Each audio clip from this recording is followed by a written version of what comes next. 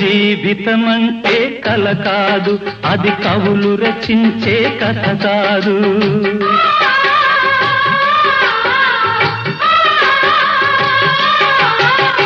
జీవితమంటే కల కాదు, అది కవులు రచించే కథ కాదు.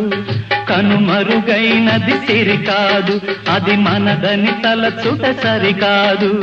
కుడి ఎడమైతే పొరపాటు లేదను నానుడి సత్యం కాదు, ఇది అందరికి అర్థం కాదు. ఓ